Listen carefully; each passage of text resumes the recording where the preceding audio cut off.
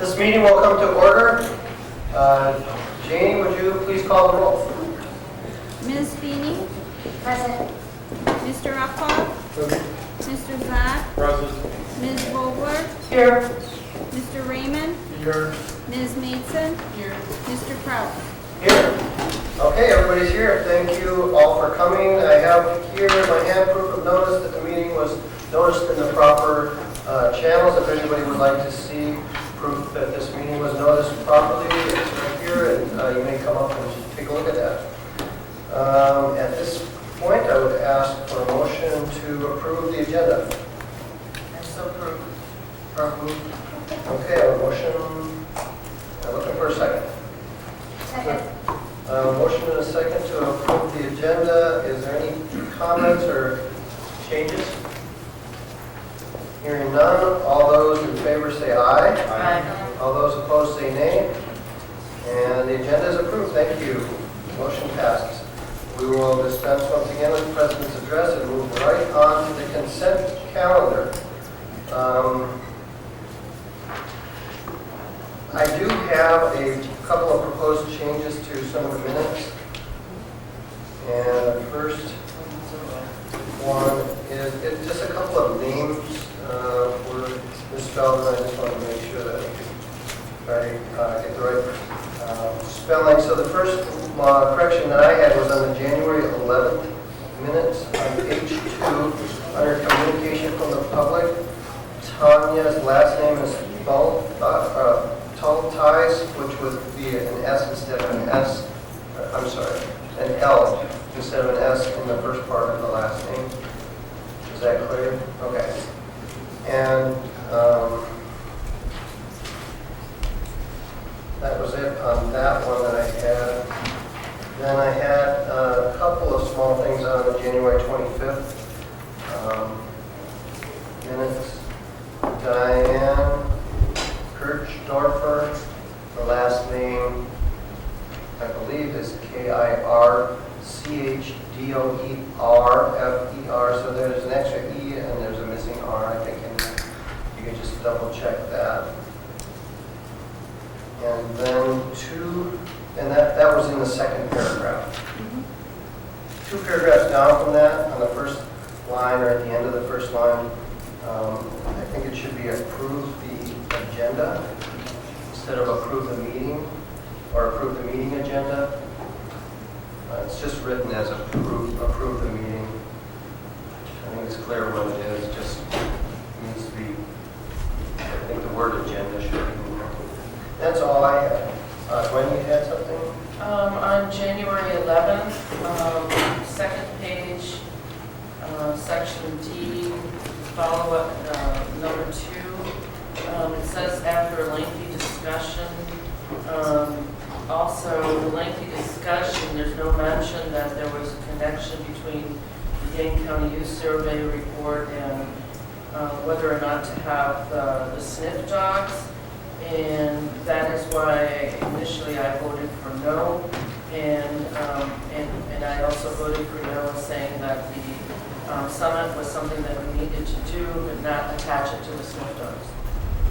Do you have specific language that you would like added into the minutes? I can work on that. I don't want to take time right now. Well, we want to approve the minutes. After a lengthy discussion, connecting the sniff dogs to Dane County Youth Survey report, and discussing administration approved and changing one word random in the policy. I feel, it's a lengthy thing, and it needed to be written down on the minutes because it was really important. So we have to say something like, after a lengthy discussion about including sniff dogs, or not including the sniff dogs as part of the Dane County survey report.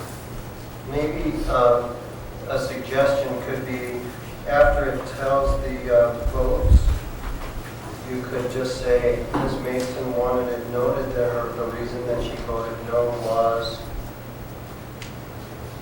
something. Yeah, but there's nothing, it says a lengthy discussion, but it says nothing about what the discussion was about. And I think that that's disingenuous to the notes, because it's one thing to separate the Dane County Youth Survey report, which was my point, and it's another thing to separate it from the snip dogs, because in my mind, they're two different issues. And I think that one of the reasons for putting it into the youth survey report was to, dare I say, not deal with the snip dogs at a particular time. But I did. Okay. And so that the minutes here are not really telling exactly what the discussion was about. It was not just about the Dane County Youth Survey report. Okay, Gina. So, if we could, one suggestion would be to we could withdraw these minutes from the packet and bring them back to the next board meeting and have Jamie review very specifically what was discussed rather than having people vote on it tonight. Okay. And I just want to note that it's fairly common in the minutes for us to say that after a lengthy discussion and not really detail the discussion, because the minutes would sometimes go on for. Yeah, but I think it left out an important component of that discussion. You don't have to get into the minutia, but at the same token, the discussion was much more than the Dane County Youth Survey report. So I'm going to, is there any other corrections or Not, additions to any of the other minutes? no, except for what you pointed out. Okay.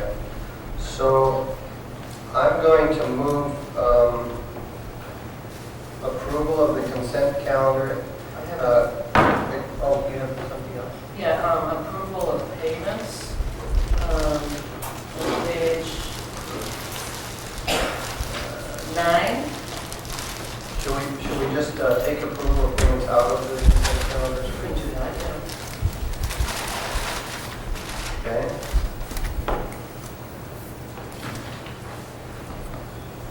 Okay. So I'm going to move approval of the consent calendar except for the payments and the minutes of January 11th with the correction of the minutes of January 25th as discussed. Are we still on approval of the agenda? No, we've approved the agenda. Yes, we voted to approve the agenda. The agenda was not amended. Were there corrections? No, we're under consent calendar and there, we're talking about corrections to the minutes, not the agenda. Okay. So, Second. okay, thank you. Is there any further discussion about the consent calendar? Yes. Go ahead. Approval of payments. We removed that from the consent calendar, we'll take that up right the next thing. Gotcha. Sorry, I misunderstood. Okay, so Janie, would you call the roll on the motion? Mr. Kraus? Yes. Ms. Vogler? Yes. Ms. Sweeney? Yes. Mr. Uphoff? Yes? Mr. Zach? Yes. Mr. Raymond? Yes. Ms. Maidson? Yes. Okay, motion passes. And we will now take up the approval of payments. Ms. Maidson? On page 9.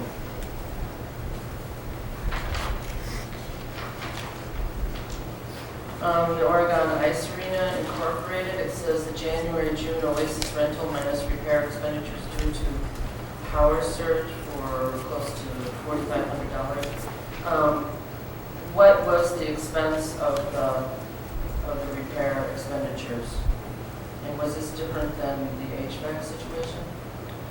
Same thing, and the entire cost of the repair was deducted from the rent. Right, I understand that, but what was the cost of the, 16, I'm looking for that. What page are you on? page 9?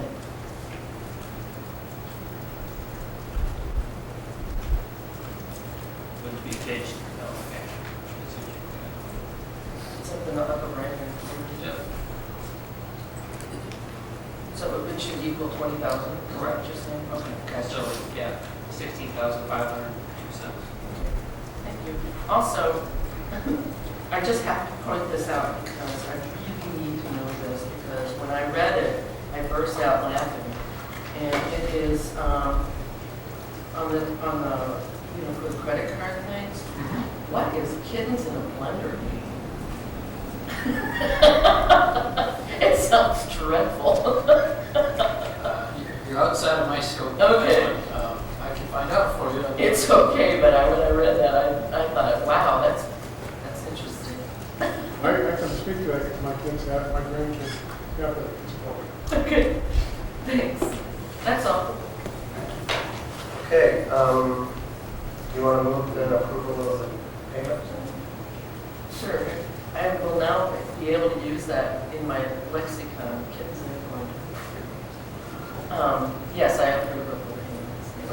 Okay, so that's a motion to approve the payments. Need a second?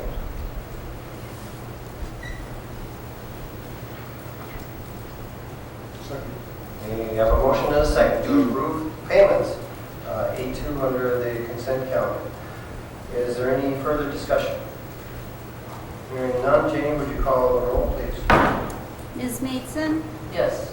Mr. Uphall, Yes. Ms. Feeney, Yes. Mr. Zach, Yes. Ms. Vogler, Yes. Mr. Raymond, Yes. Mr. Kraus. Yes. And I just want to move backward just for a moment to recognize some donations to the school district, which I didn't do earlier. I apologize, but just to, people are very generous to us. We've got a $500 scholarship to be awarded annually for the Interact group. Greg Granberg let us know about that. There's a one-time 2 scholarships for $250 each, and it looks like, let's see, Will Stanford would present the scholarships, and I'm not sure, but it could be the Pulse family that's It's the class of 2016. the class of 2016. Thank you. There's a donation from Edwin Ferguson for $2,000 for the Oregon Middle School band. Very generous.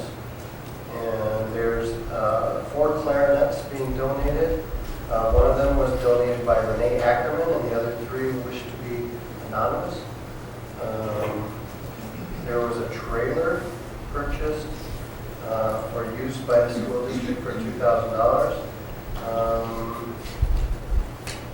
By the band boosters. Youth football gave a gift of $2,200. Maybe the comma's in the wrong place, but it could be either $2,200 and something or $22,000 and something, and I'm not sure what that is, the number. But in any case, a wonderful gift. We were notified by Mike Carr. And that's it. Sure. Also in our packet this week was a letter of retirement from Sarah Lovers. I've known Sarah for many years as a colleague, and I just wanted to wish her best. And after 24 years of serving on the Oregon School District, best wishes to Sarah, and thank you for all your service. She's a counselor. Yes, thank you. Okay, moving on now to B1, communication from the public. At this time, we have set aside time for the public to communicate with the Board of Education. Anyone who wishes to, under Board Policy 180.04, may address the board for 15 minutes we set aside, although we can extend that if necessary. And is there anyone at this time who would like to address the board? Janie, did anyone sign up and let you know? That's not necessary, but if you would like to, please come up. I don't see anyone, so we will move on to C1, OEA report. Is there anyone from the Oregon Education Association who would like to address the board concerning OEA matters? Seeing none, we will move then to C2, student report. Nina, I see that you are here. Hello.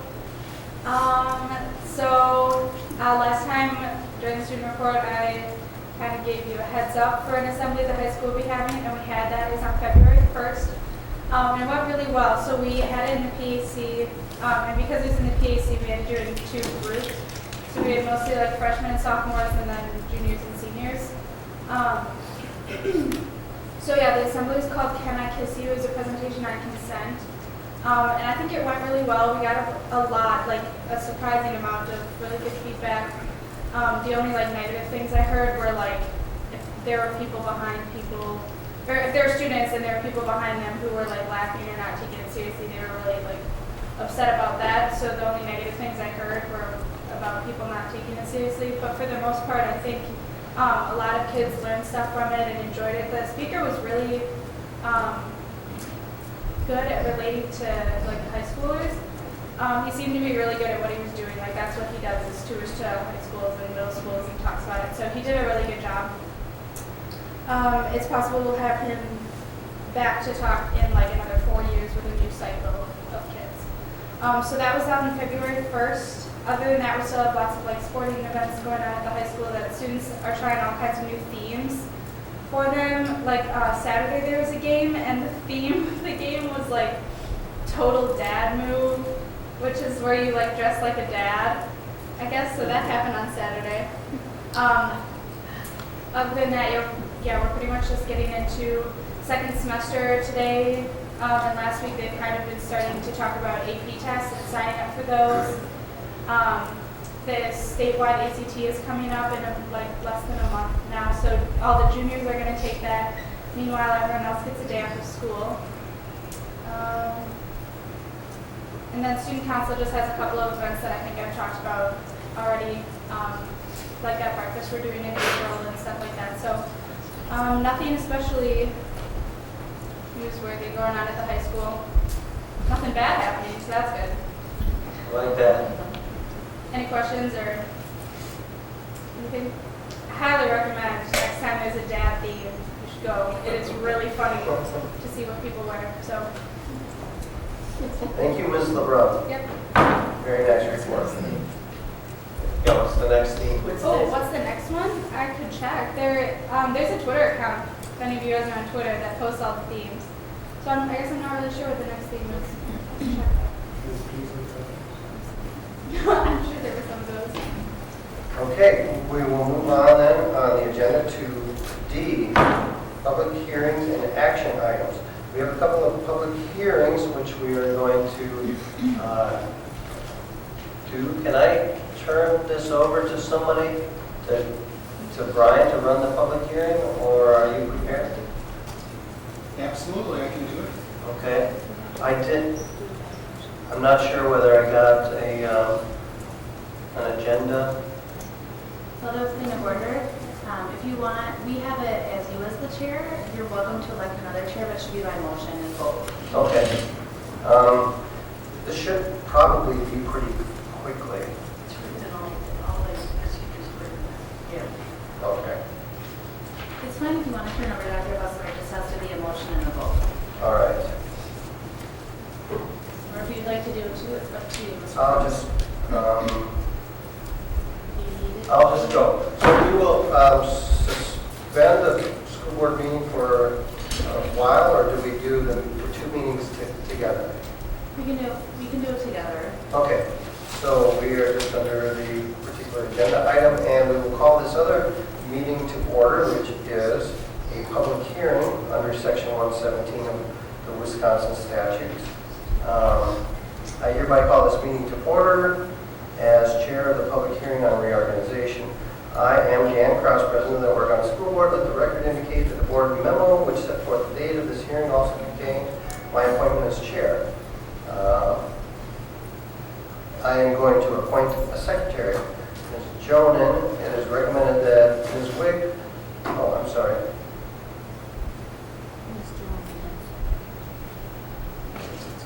Why is Ms. Jones' name in there?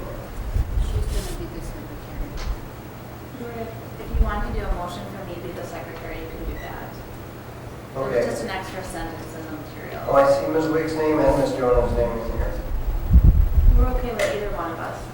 All right, so it is recommended that Ms. Jones serve as the secretary for this meeting. It's been suggested that Ms. Jones be the secretary for this hearing. I will entertain a motion to this effect. Second. Okay, so I guess I moved and Ray seconded that Ms. Jones be the secretary for the meeting. All those in favor say aye. All those opposed say nay. Motion carries. Ms. Jones, thank you for being the secretary.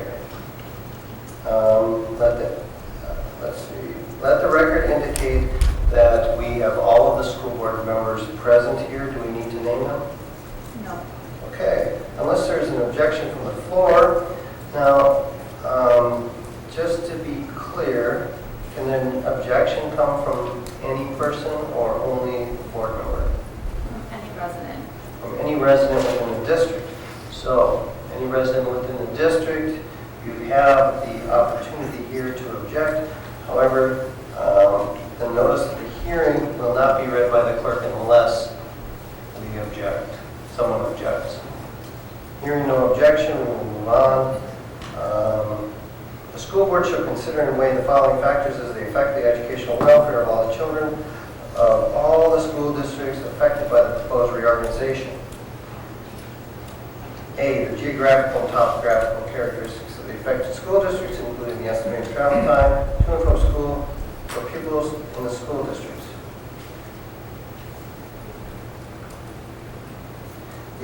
B, the educational needs of all children residing in affected school districts, the educational programs currently offered by each affected school district, and the ability and commitment of each school district to meet those needs and continue to offer those educational programs. C, if territory is proposed to be detached from one school district and attached to an adjoining school district, whether the proposed detachment will have any adverse effect on the program currently offered by the school district from which the territory is proposed to be detached, including both curricular and extracurricular aspects of that program. D, the testimony of the written statements filed by the residents of the affected school districts. E, the estimated fiscal effect of the proposed reorganization of the affected school district, including the effect of the apportionment of assets and liabilities. F, whether the proposed reorganization will make any part of the school district's territory non-contiguous. G, the socioeconomic level and racial composition of the pupils who reside or will reside in the territories proposed to be detached from one school district and attached to an adjoining school district, or in a school district proposed to be dissolved, the proportion of the pupils who reside in such territory who are children at risk as defined under Wisconsin Statute 118.153, sub 91A, and the effect that the pupils described in this paragraph will have on the present and future socioeconomic level and racial composition of the affected school district, and the proportion of the affected school district's enrollment that will be children at risk. In reaching its decision, the school board boards may consider and weigh other appropriate factors as needed. Overview of the petition. At this time, we'll ask the superintendent to present an overview of the petition to provide a common background of developments and issues for the school board and those present at the meeting. Dr. Musler. Board members, the packet of information you have that I will start with. First, the letter dated January 12th, 2016 to Dr. Onsager, the superintendent at Stoughton, from Joanne and Peter Noka. Secondly, the petition to alter school district boundaries. This is actually a form from the Wisconsin Department of Public Instruction, and Mr. and Mrs. Noka have completed this form appropriately and submitted it to on time, which was before February 1st, 2016. This document includes a parcel number that contains assessment summary information, zoning information, and a parcel map, as well as the tax summary with assessed land value and assessed improvement value for a total assessed value of just over $348,000. The next document is the school board resolution authorizing issuance of an order, and that's going to be your vote following the presentation today that the Nokas are going to make. The document immediately following that on my computer screen comes up in color. I hope it comes up in color on yours as well on your iPad. And I'll say pink is the Oregon School District property, green is the Stoughton School District property, and I think that looks teal to me, is an outline of the Nocas property. In addition, we have provided to you some school district boundary appeal board report from the Wisconsin Department of Public Instruction. And that lays out the process we're working on tonight, as well as based on your action and the action of the Stoughton School Board, this could go to the boundary appeal at the Wisconsin Department of Public Instruction. I know a couple of you have experience with boundary appeal meetings. Andy and I have attended a number of boundary appeal meetings on behalf of petitioners, and that boundary appeal board consists of 3 elected school board members from across the state, and there's sort of a random list of school board members that DPI selects. Obviously, they wouldn't select anyone from Stoughton or from Oregon to hear that appeal. We also included Chapter 117 on school district reorganization, and Jeannie has identified the detachment and attachment of small territory initiated by the owner. If you were looking for enrichment, I'm sure you read all of Chapter 117, or if you were looking for this in particular, just a subsection 12. And I'm just scrolling through that quickly to make sure that I have hit. And then the last document I prepared, I did have the opportunity to meet with Joanne and Peter Noka a couple of weeks ago, and we talked through their high level of interest in being in the Oregon School District and the fact that they had completed everything appropriately. I shared with them the plan that our board would host this meeting tonight and give them an opportunity to review their petition and hear directly from them. I'm sure you've reviewed my document, and I'm not going to give you a recommendation now because the recommendation comes later on in the agenda. So I will stop and see if you have any questions for me with that super quick flyover of the attachment-detachment process. So, Dr. Buster, just so that we are able to consider A through G, which we have to use to make a decision, I had some questions about different letters in here. And maybe you can't answer all of them, because one of them, specifically C, is this going to affect the school district to which the proposed detachment, is it going to affect the programs of the detached school district? Do you know anything about that? I can give you a general comment on that. If someone was going to detach out of our school district and they have 3 children and we serve 4,000 children, the 3 children that would be part of the detachment, we would lose revenue cap money, but I think I would be hard pressed to say that the loss of 3 students to another school district, given we have 4,000 students, is going to materially impact our budget. I can't deny that it's money that the district wouldn't have, but to me the question is, does it materially impact the budget? And I don't perceive 3 students as materially impacting the budget. Additionally, I know from my conversation with the Nokas that their 3 children are homeschooled. So if you're homeschooling your children, the Stoughton School District is not receiving revenue cap money on those 3 children as of today. Okay.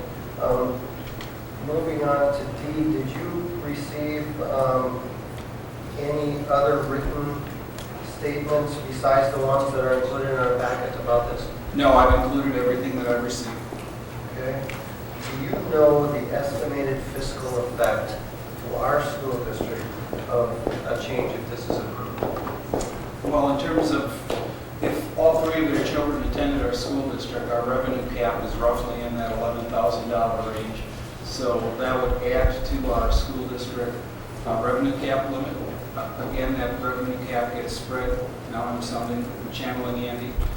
That revenue cap gets spread over 3 years, so it would not be a $30,000 check the first year. It would be $10,000 the first year, $10,000 the second year, $10,000, and then in year 4, we would have a net effect of $30,000. Now, I understand that the 3 children have, at least in the past, been homeschooled or schooled in somewhere besides the public schools. Do you know whether they would actually be attending, and if not, how would that affect If they didn't attend, my knowledge is at least one of their children would attend immediately. So we know one of their 3, or I believe one of their 3 children, and I'm sure they're going to explain this to you during their presentation, would attend. Probably the part that's easier to quantify is the tax value, and I read the tax value at somewhere in that 343,000. Was it 348. 340? Thank you. $348,000 range.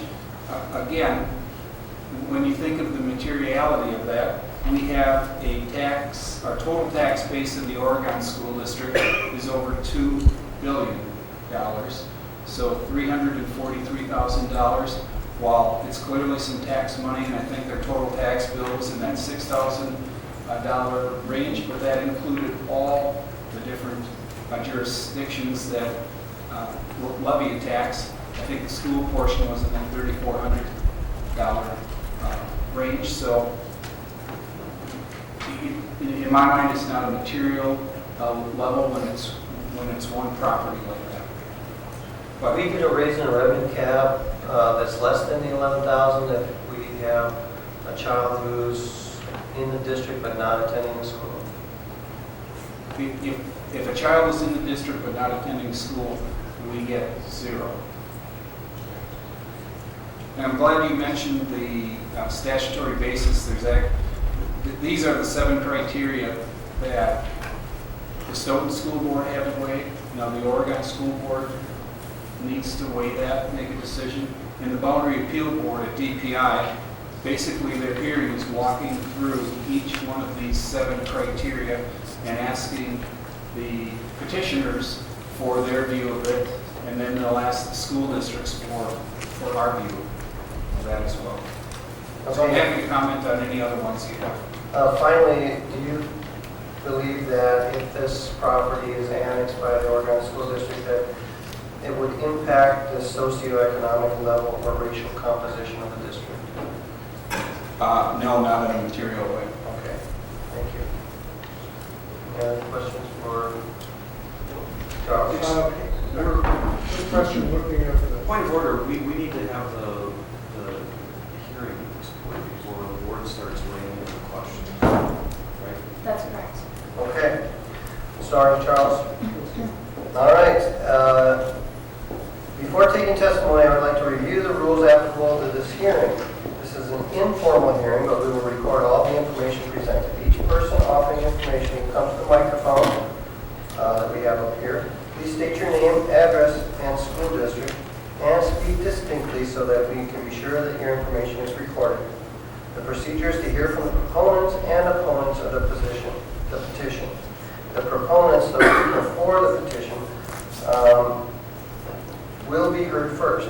Following the proponents of the petition, those people who do not want the territory transferred will be heard. Following the initial presentation by the proponents and opponents, there will be a short time allotted for rebuttal and/or summation by both sides in the same order as before. So we will move them to the proponents of the petition. Is there anyone here who would like to speak on behalf of the proponents of the petition?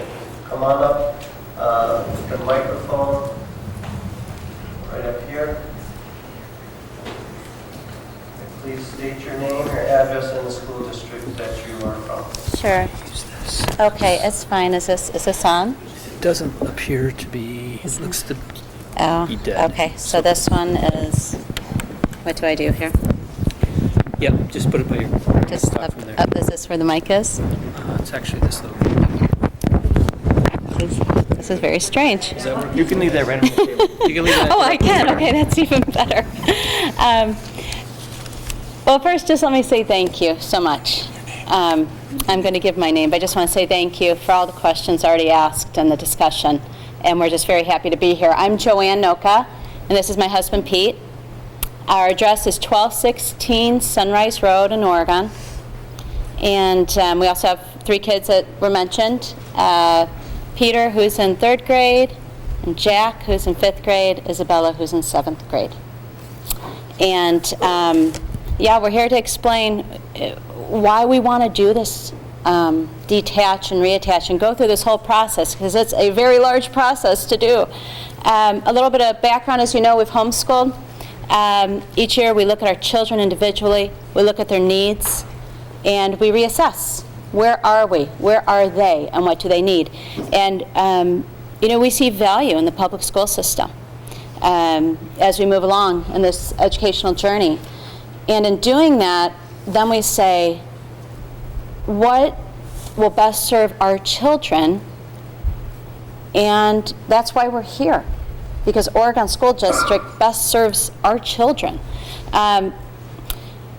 In particular, we are extremely interested in the online environment, the blended learning environment, the individual learning paths, some of the new initiatives that your school is looking at, like recently mentioned in the Oregon Observer, the one-room schoolhouse. And this is what we're looking for our children. We're looking for individual learning, and it's offered here. But if we want to be able to use that program to its fullest potential, we have to be Oregon School District residents. And that's why we're appealing to you. We wanted to talk a little bit, there were some questions. I know there's a lot of information handed to you. I wanted Pete to talk a little bit about where our property is, because the address may mean nothing to you, so that he can further explain that. Yes, as Joanne mentioned, my name's Pete Noka. We reside at 1216 Sunrise Road, and it's near the racetrack. So I'm sure you've probably heard that. Our property, the Sunrise Road is the dividing line. I'm not sure if you have a map of. Okay, so we are on the dividing line of the Oregon and Stoughton school districts. Our property, we have the driveway attaches to Sunrise Road. We have talked at great lengths we're in the township of Rutland. Talked to the township at great lengths concerning the fact that this whole idea of creating. Oh, thank you. That we are connected to Oregon District, and one of the things that has come up is that you cannot create an island. But in our discussions with the township, in addition, there have been situations on that road, the Sunrise Road, where properties have been carved in and out, back from 1997, I believe. Yeah, I think that took place in 2004. It was official, but the line has gone back and forth. The line has moved back and forth. And there are properties located right now that are surrounded by, for example, Stoughton School District, but their kids go to Oregon School District. So there is some history there. There has been some precedent set with different deviations off that property, that road or the dividing line. So just for what it's worth, just wanted to document that. Yeah, that this wouldn't be a unique situation. If you look at Greater Rutland, you'll see that this has happened several times since the DPI records that have been given to me since 1995. And so we're not asking for anything that hasn't been asked for before. This has been done. And being that we are, like Pete mentioned, touching Oregon School District property, we believe that's in our favor. But with all that said, what this all completely boils down to is what is best for our children, and their best educational opportunities lie here. If you were to ask our children where they live, They're going to tell you Oregon. They're involved, my son's Tiger Sharks on the swim team, and my daughter's at Leap Above Ballet and has been for years, and my son's playing basketball here. This is their friends, the homeschool friends that have gone into the public school system are here.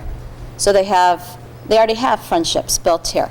They know some of the teachers, they know the online coordinator. They have established relationships, and we don't have that anywhere else. So it's kind of the combination of what you offer educationally, it's the community, it's your reputation, and we just want to be part of it. And I think that's about what we have. Can we ask questions at this point, or do we need to move on to the opponents? Do you have questions for the family? That's what I'm going to ask. Can we take Yeah. questions now, or do we move to the opponents? I'm guessing that there probably aren't any. Yeah, I think you could ask questions of the family at this point. Okay, so at this point, does anyone have any questions for Steve? I'm looking at the map, and do you own the driveway that runs down from 1216 We do. to Sunrise? We do. We have a shared easement with there's two other properties back tucked in there. Okay, but you're title owners of it? Where? Okay, the deed. And the other properties, do they have children? One. Yes, one house And does. They go to the Stoughton School? They do. And which property is it that has Stoughton children? I mean, I'm looking at this, that. Is it the one to the it's just south of us. south, just to the south? Correct. Mhm. Forgive me, it is Yeah. southwest. Okay. Mhm. And how far is it from, it's about 2.5 miles? Correct. Yeah, about 2 miles to city limits. Where, according to bus routes, starting at middle school, an hour to Stoughton each way, half an hour to Oregon each way. We're about approximately 2 miles from Oregon city limits and about 5 miles from Stoughton city limits. Okay, great, thanks. Hmm? Anyone else? Right? Yeah, I just had a question about your relationship with the Stoughton School District. Did your students have any co-curriculars there, any involvement with that district? And, yeah, and we can speak got to that. involved- We did get involved with some extracurricular activities, basketball, baseball. Our kids just didn't connect. You know, to peel back a little further, we lived in Madison up till 2011. We actually got connected with the homeschool group here in Oregon in 2007. Our kids at that time had established really strong relationships. A lot of those kids had actually gone into the public system, so they have a lot of friends there. We've been actively involved with the Oregon community since 2007. Yeah. Mhm. And we tried to connect with Stoughton. It just doesn't click. Thank you. Mhm. Thanks. Has Stoughton had a hearing? Has the Stoughton School Board had a hearing yet? They have. Can you tell me what happened there? They denied us. Mhm. They denied it on 3 items, basically. And that was not, it was outside of the criteria that was set forth, really candidly. It was political, it was fiscal, and it was, what was the third? It was political. They made that very clear. They represent the Stoughton. Any further questions? Is there anyone in the community who would like to ask any questions? Oh, I'm sorry, Ray. So what does that mean that they denied it? What does it really signify? Well, They don't want you to They- leave that they- school district is what they're saying? They want you to stay in that school They- district? Yeah, we had a very open dialogue with them, yeah. and that they were very compassionate to why we wanted to move forward. But they just said, fiscally, they specifically said fiscally they would not do that. Yeah.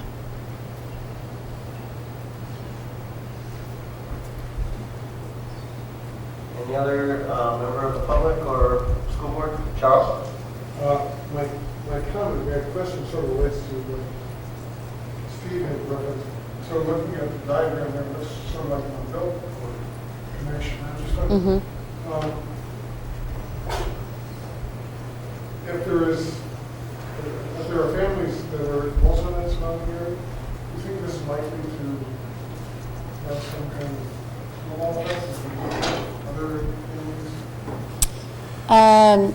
You mean our immediate neighbors? Our immediate neighbors are here. Neighbors about whether they are also? No, I mean, I think our neighbors that have children have high schoolers. So they're kind of ending their path there. And they frankly have been connected to the Stoughton community. They were renting in the Stoughton area, so their students were going to Stoughton, and then they moved out. Yeah, so they were living in So town. they've been there for some time. But if you had also the map that we had, if you were to travel down Sunrise and go south and east, so towards Stoughton, over to the next road called Flint Road, you would see a property located there that is also on the east side of the road like we are. So they're one closer to Stoughton on the east side. Surrounding them is all Stoughton property, touching every side. But that property is in the Oregon School District. And their only connection also then would be the driveway. Yeah. I have extra copies of those if you want those as well. It's just south and On Flint Road. East of Sunrise. Does it look like a T shape?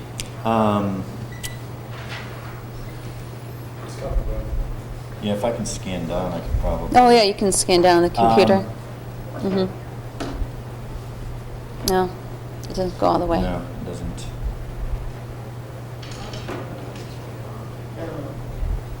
Their address is listed there as well for kind of reference.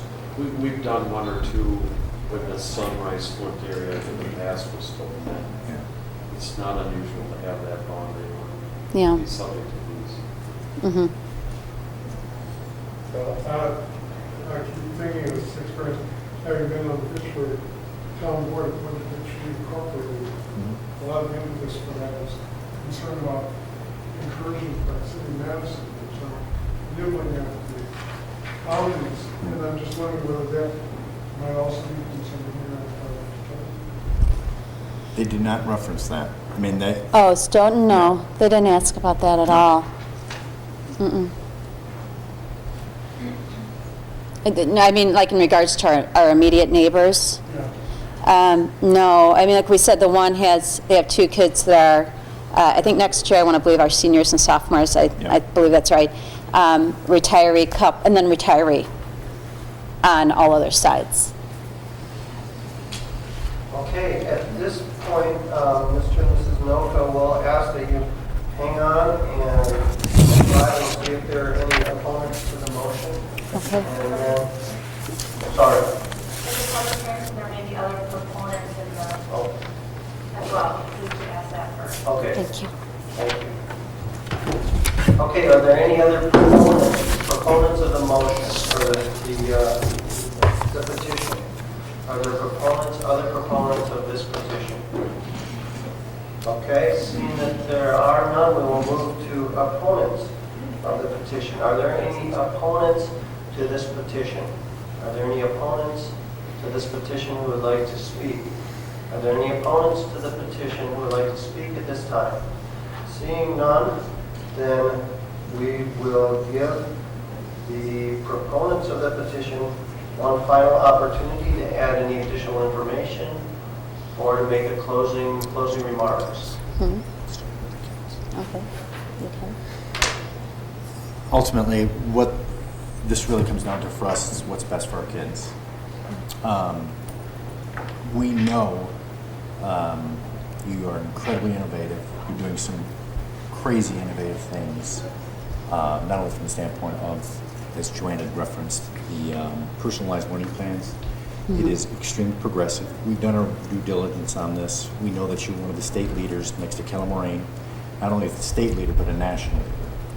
You are actually implementing these things. we know for our kids to take ownership of their own education, this is where we want them to be. We know they'll be not only ready if they want to continue on in a higher education step in terms of their own educational path, but not only that, they'll be work ready if they want to move forward outside of that. We feel very strongly that we want to have our kids immersed in the Oregon School District. And that's one of the reasons that we feel very strongly and want to move forward with this. We want them fully immersed in the system. We want them to be a part of this community. Okay, thank you very much. Thank you. At this time, we'll close the public presentation on the petition and open the school board deliberations. The only information presented hereafter will be on request of the school board members concerning the information received by them or brought out in this meeting. Are there any questions or information that any board member would like to answer or clarify? And each board member that would like to state their thoughts on this petition may do so now. Jeff? Andy, does this raise any transportation issues, or do we already have a bus coming down Sunday? I think we're in that area. I have Barb? a more specific question related to that. So it appears that the bus is likely going south, coming south from, going in north to south direction to pick up our kids. Otherwise, all the kids would be crossing the road to get on the bus. That does happen in the country a little bit more than in town.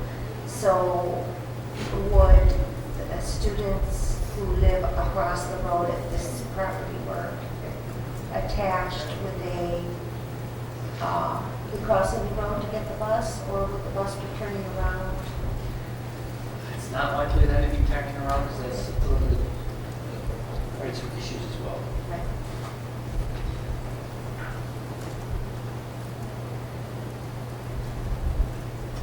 And I can't say for sure if it's going on longer or south longer.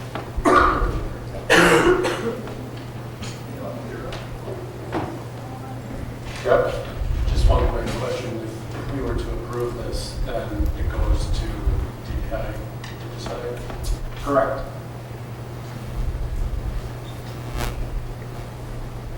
Barb, just a comment on the busing issue. If there's there are some children in the Oregon School District that have to walk across traffic, so to speak, to get on the bus. But remember, that is the 72 passenger bus parked in the street with the stop sign out and that front little guard out. And it is, every light on that bus is flashing.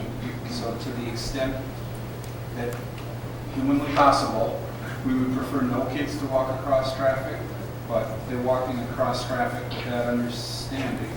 And when that bus has its stop sign out and the guard out and the lights flashing, you're supposed to stop. And you're not supposed to be driving up to the bus. You are supposed to stop and wait for the bus to turn the lights off. All of our bus drivers do have the two-way communication with our Director of Transportation.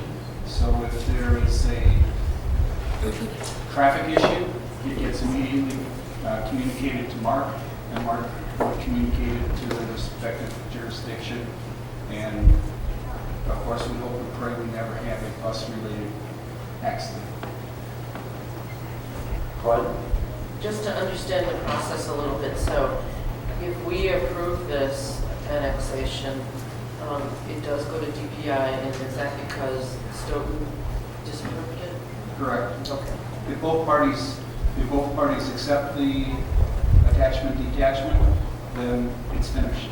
We submit the paperwork to the respective municipality, or in this case township, and the township makes the taxable change.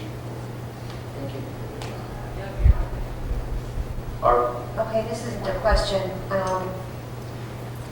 I'm just looking for a little help here. I'm sort of philosophically struggling with the idea that boundaries in effect are set based on the desires of the family or the needs of the children within the household. because these properties will change hands someday.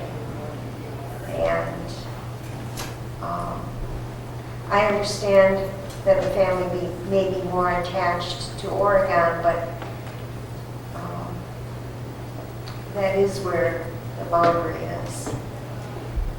And, you know, I don't know. I would like a little help here for somebody to help me sort of work through the concept of changing our boundaries based on the needs of the resident who lives on a property at a particular time.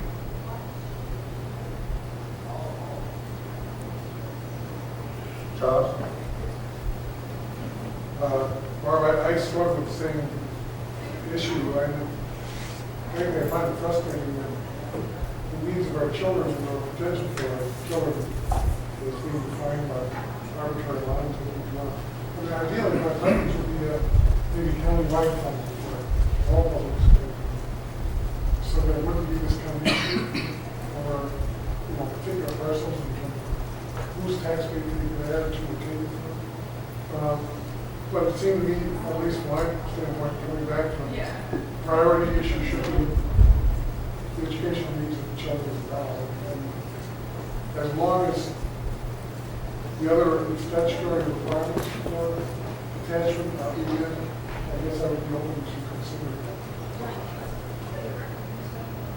So just to remind the school board that we've got the 7 things that we are supposed to consider. The first of which is the geographic and topographical characteristics of the school district, including the estimated travel time to and from the school for pupils. We heard testimony today that it's an hour to get to Stoughton by bus and a half an hour to get to the Oregon schools by bus from this particular spot. Sounds to me like there's an advantage to having this property in the Oregon School District under A, one of the things that we're supposed to be considering. And we're supposed to consider the educational needs. And we're supposed to consider the educational needs of all the students in the affected school districts. It's difficult for us to consider the educational needs regarding this one small piece of property and how that might affect students besides the ones who live in this particular property. So I think that the students who live in the property should take more weight in consideration of B, and what we're supposed to consider and be concerned within B. And I think the parents of the students affected have told us that they believe strongly that Oregon School District is better for the students involved here.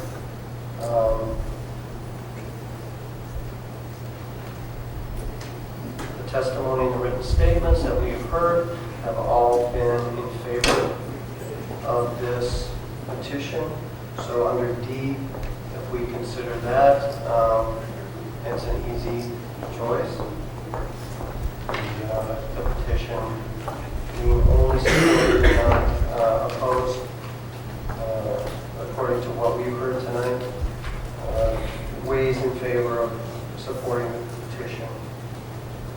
The estimated fiscal effects, we've heard that they would be minuscule compared to the entire budget of the school district. We don't know about Stoughton, but I assume that it's similar numbers that they would either lose, that we would gain. And I'm guessing, though I don't know, that their budget is similar to ours, and that it would be relatively small loss. And did you go through item C? Just skip the ones that I didn't want to talk about. You can talk about those if you like. So all in all, considering these factors, I'm in favor of the petition. Unless I'm convinced otherwise by board members, I plan to vote for it. Charles? Perhaps this could be directed to Brian or to any, are there precedents here in terms of other petitions in the recent past that we have that would provide some guidance in favor or opposed to this petition? In the last 10 years, the board has always accepted attachment petitions. The board declined a detachment position in Burmeister Woods 3 or 4 years ago, and Jeff and Steve remember the long line of parents that board members listened to that night that were both pro and con, and as a result, that ended up going to DPI, and DPI didn't allow the detachment. Andy and I, after in consultation with the board, reached out to the McFarland School District because Burmeister Woods, I'm forgetting how many properties they had, but it was close to 50 to 75, and Andy and I knocked on virtually every door and talked to every parent in Burmeister Woods, and we came back with, I think it's a 7-year agreement, that we worked out an agreement with the McFarland School District so families could go to the community that they, quote, identified with. I think it was a good solution. It's a very non-typical solution, but DPI was fine with it, provided we worked out that agreement. Of course, this is not, it's a little different situation here because we're looking at one property and we're not looking at residents across the street that go to 2 different school districts. Steve? Yeah, these, to get to your concern and Charlie's a little bit about when these arise, these don't happen all that often, but when they do, it's always on the borderline, and part of it is because of the way school boundaries are drawn to the point where they're 2 miles from Oregon and 6 miles from Stoughton. Burmeister Woods, those kids are actually closer to McFarland than they were to Oregon, which fueled that. So you get these little hot boundary issues as a result of the irregular school board boundaries or school district boundaries. So that's where they pop up, and it isn't really just a frivolous procedure that you go through because somebody feels like they're going to go to. There's pretty set criteria that have to be analyzed for that to be approved, and one of them is you can't create an island. You've got to be contiguous to it, which is the reason why I asked the question about the driveway, because even though it looks a little bit like a umbilical cord, it does create a connection with the district. We have had history in that boundary area with Stoughton, along Sunrise, and Clinton area, because that is an area that is typically close to the Oregon School District and distant from Stoughton, and we've always approved those folks attaching into the Oregon School District, and those have been approved by DPI. It's not unusual for the district that's the attachment is going from to vote no, because while it isn't a large dollar fund relatively, it is a loss of some revenue. So typically you won't know when you're detaching from really let DPI figure it out so that you have the political cover. DPI saying you don't use that. But as I looked at the petition in preparation for tonight's meeting, it appeared to me, as Dan had gone through tonight, that the petition does meet the criteria for detachment from Stoughton, attachment to Stoughton, and I would be comfortable taking that petition and defending the DPI laws. So I don't know if this is the time to do the motion for purposes of consideration. I think we've kind of jumped into that area. So for the purposes of further debate, I would make a motion to grant the transfer of what described in the petition, and that the reorganization request of the petition filed January 12, 2016 be granted in an order entered detaching the territory described in the petition from the Stoughton School District and attaching the territory to the Oregon School District. Second. Okay, we have a motion and a second. Are you have the motion that was just read. I don't think we need to read it for the record again. Does anybody need the motion read again for the record? No. Okay. And we can do a roll call vote, or we can vote on ballots. You have to vote on the ballot and you need to sign it. Okay. So it's not a secret ballot, but it is a ballot. So we can discuss the motion. Is there any discussion on the motion? Just an inquiry, has there been any record recently of detachments forming out of the school district? Just don't, how do they know? Just for the record answer, I think it's no. Okay. Okay, so everyone, the procedure for voting, Gina, would you just quickly go over that? Oh, certainly. So you'll see on the ballot that was handed out, it says motion number 1 to grant the reorganization requested in the petition. So voting yes would mean that you're in favor of detaching from Stoughton and attaching to Oregon. Voting no would mean that you are basically voting against the petition and want the property to stay in the Stoughton School District. Everybody understand that? So check yes or no, and then sign, because it's not a secret ballot, but it does have to be a ballot. I'll collect them and then Jeannie will read them. Just in case somebody wanted to abstain, is there a way to do that? You could abstain if you had a conflict. That's what I'm saying. If somebody wanted to abstain, what's the procedure for that? If you had a conflict, then we probably should close the public hearing, because you please be present, but you should state it for the record now.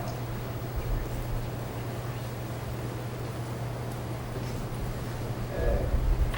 So please pass the ballots this way.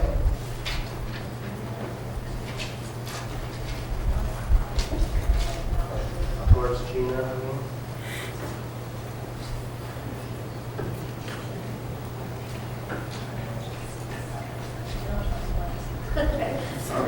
Okay. Mr. Raymond, yes. Ms. Vogler, yes. Mr. Uphoff, yes. Mr. Kraus, yes. Mr. Zach, yes. Ms. Mason, yes. And Ms. Feeney, yes. Motion passes. Okay, the motion carries 7-0, and therefore we have adopted a resolution authorizing. Have we just adopted the resolution in that vote? That's Okay, so right. we have adopted a resolution authorizing issuance of an order of reorganization, except for that will not happen until and unless the DPI decides. So with that, a motion to adjourn this public hearing.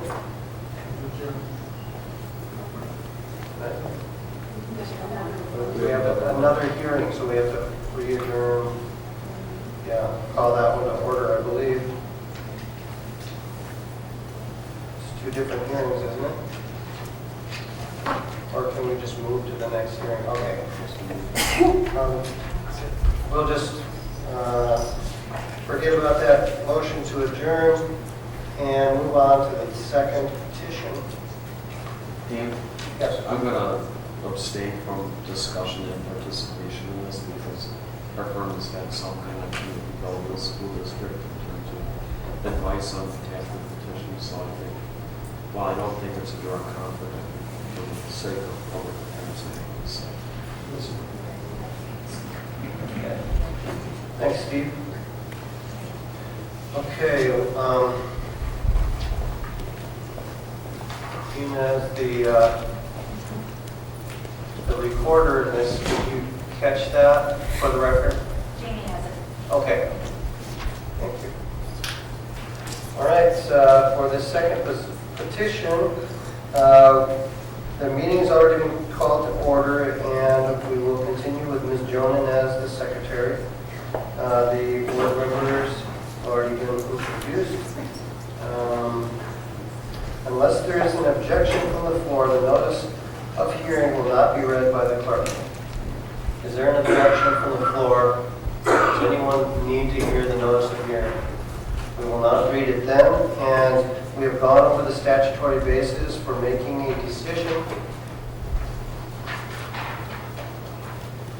And at this time, we will ask the superintendent to present an overview of the petition, to provide a common background of developments and issues for the school board and those present at this meeting. Dr. Bussler. This petition was put together by Ms. Fortier and Mr. Boyle, and the information that they had provided, which I'll get into the record here, is a petition to alter school district boundaries, and that's the Department of Public Instruction form. To our knowledge, this has been properly filled out and completed on time.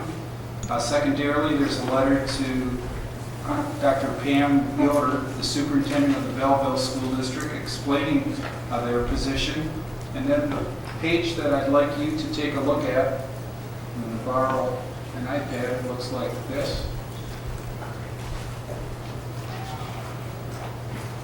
Everybody got it? Hand-drawn map. Yes. And on that hand-drawn map, if you look at property, goodness, it's hard for me to read, 121.13 and 121.12 on the right side, and the petitioners have put a little house insignia there. That's currently property within the Oregon School District, and what they're seeking is 122.211 and 122.212, which is property they currently own, if that makes sense. So this is adjacent property on the 121.13 and 121.12 are currently Oregon School District property. And where the little houses are, they want to build a house in the future in 122.211. And if you look at the next, flip to the next page, it's shaded. It shows the illustration of what's in the Oregon School District. And then if approved by both Belleville and Oregon School Districts, the shaded area would entirely be in the Oregon School District. Just a clarification. Where's the border? I know this says Oregon School District boundary, but it's not clear which side of this is. Oh, okay, so, Yeah. never mind. Again, they've provided the same information. We are now dealing with Greene County property. Remember, there's a portion of the Oregon School District that is in Greene County, and they provide the lot information, tax parcel, and the acres. And you have already flipped ahead to the color, and this, we are still pink to my eye, and teal or light blue on the other side.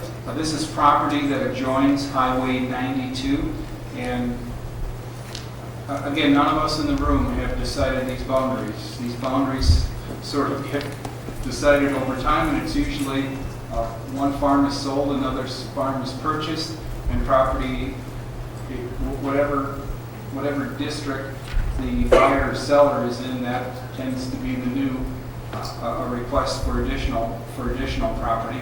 You can see we are on both sides, we being the Oregon School District, are on both sides of Highway 92, and I would describe this as the most eastern edge of the Belleville School District. I know the family was not able to come this evening because they are at the Belleville School District hearing, but they've written a nice 3-page letter that illustrates their perspective and making the request to the board to attach this property from the Belleville School District, which is adjacent to their property that they have a home on that's in the Oregon School District. I'm happy to answer any questions you might have. Right? Yeah, so are you saying that all of those parcels are owned by the same family, but some of the parcels are in Belleville, some are in Oregon? Correct. It's actually a living trust that owns those properties, so my interpretation of that, although I believe we have an expert here, those are different family members that have this property together. Charles? Am I correct in looking at this that at least one of the lots is currently in both the Oregon and Walnut School District? 2113, what's the zone? I think he said that's 122. 122. Yes.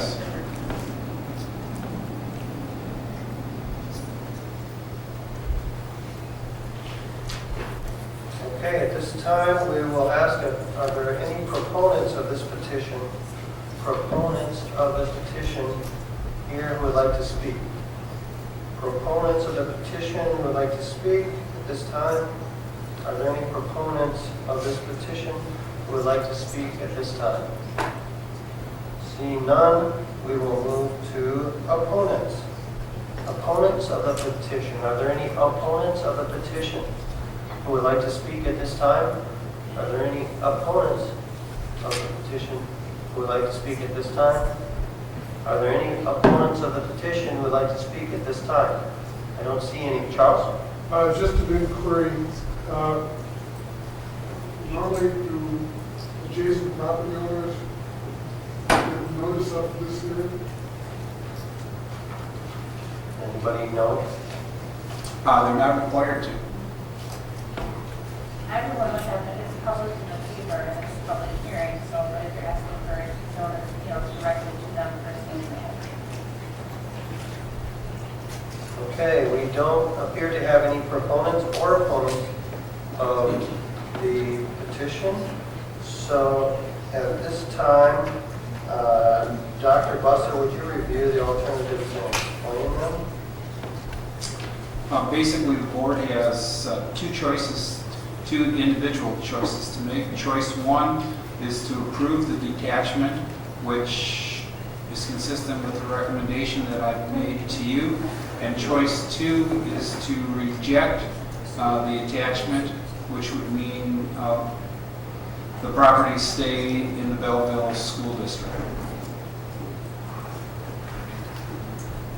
Okay, at this time we have suggested motions to take care of this matter. Ray, you had a question? Yeah, a question about the bus transportation. Maybe if Andy could explain that a little bit more in terms of the buses traveling through that area.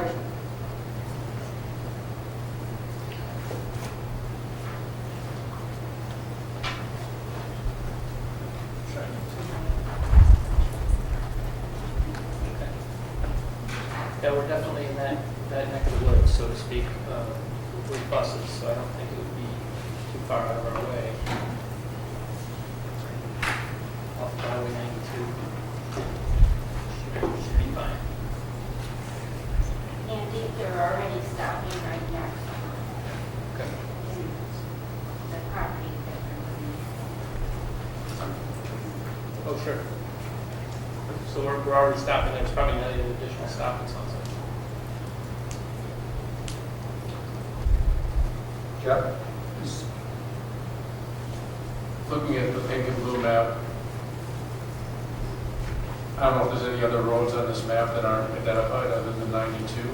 Is 92 the only road that's adjacent to these three properties? To my knowledge, yes.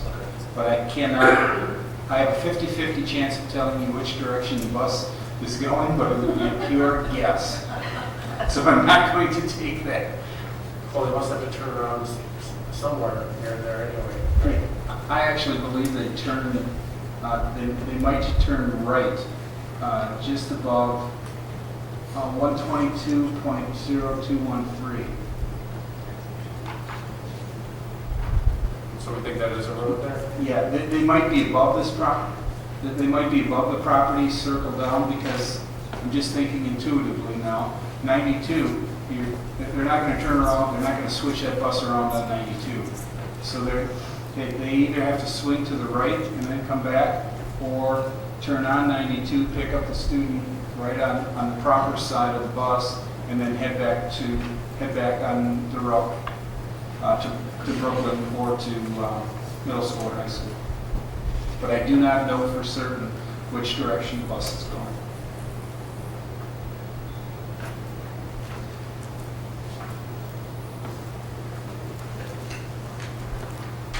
Do we know if these three properties are closer to Belleville or Brooklyn?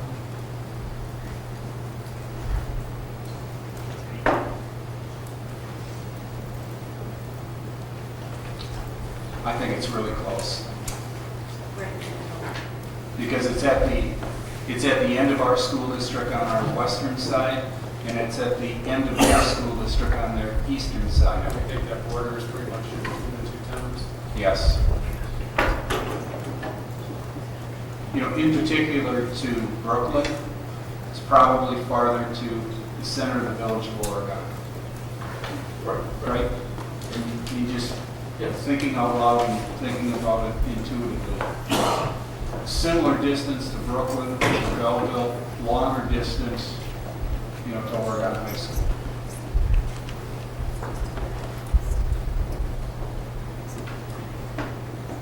Okay, actually skipped over this a little before, so at this time, if there are any board members who would like to state their thoughts on the petition, have any further questions from anyone on the petition, you may do so now. Concerning the factors, we have a letter and a petition in favor. We haven't heard anything opposing. I do want to point out and just confirm when I'm reading this colored map correctly, that actually the two parcels that have the blue line around it, to me, that they're already in the Oregon School District. And the ones that we're considering are the ones that look like they really already belong to the Oregon School District. So the ones that are in the district seem like almost an island if you would color these proposed blocks pink as I'm sorry. They're already in the district. Okay, so there isn't any islands yet, and there wouldn't be.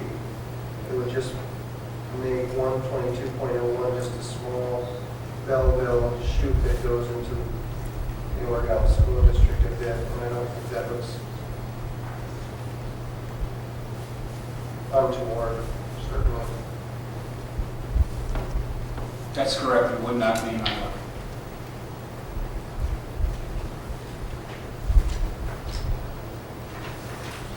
Their shading can be a little confusing because they tried to shade what's in the Oregon School District and then what additionally would be in the Oregon School District, but everything around their those initial two items, or those two properties that they've shaded in their hand-drawn area is already in Oregon.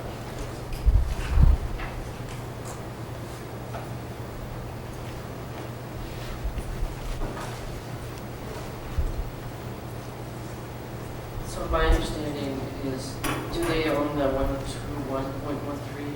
It's already in there, and the 1.12, so they have part of their property, or is that just a separate, something else?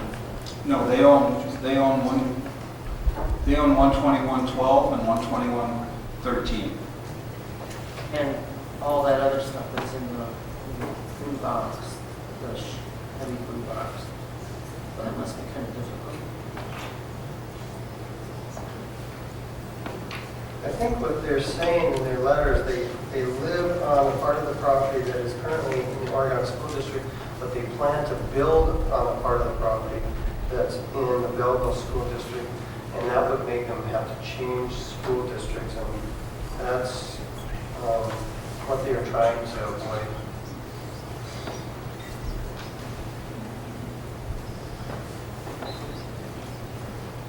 Just seems a little odd.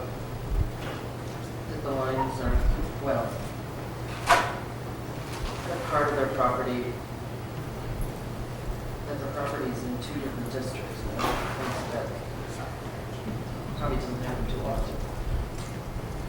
I would suspect, although I'm not sure that it's important, that 50 years ago, there was a different family living on that particular property, and two people that had adjoining property sold it to the other adjoining property. That's what I would gather.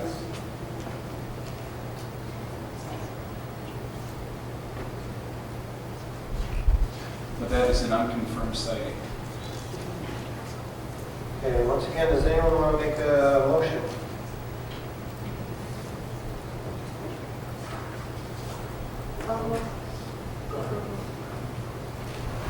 Of the attachment to the ordinance for district.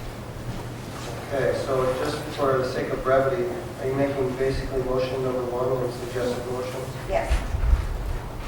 Okay, any brief second? Okay, we have a motion and a second to approve. Is there any discussion on the motion? Anyone from the board want to discuss the motion further? If not, please mark your ballots and pass them towards Gina.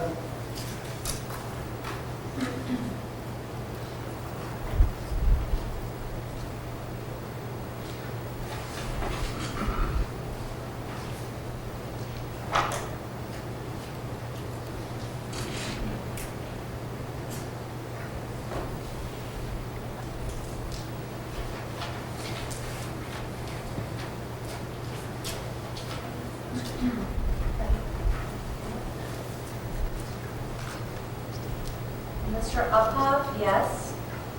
Mr. Raymond, yes. Ms. Vogler, yes. Mr. Kraus, yes. Ms. Feeney, yes. Ms. Mason, yes. Okay, that's 6 to no, or 6 to 0, and it's been noted that Mr. Zock has abstained from that vote. So it's a vote for the reorganization petition, and it's all dependent on Belleville now or the DEI. Do we need to do anything further with that? Okay, we have a motion to adjourn the public hearing. So, Second. A motion and a second to adjourn the public hearing. All those in favor say aye. Aye. All those opposed say nay. Okay, the public hearing portion of our meeting is adjourned, and we will go back to our regular meeting agenda and go to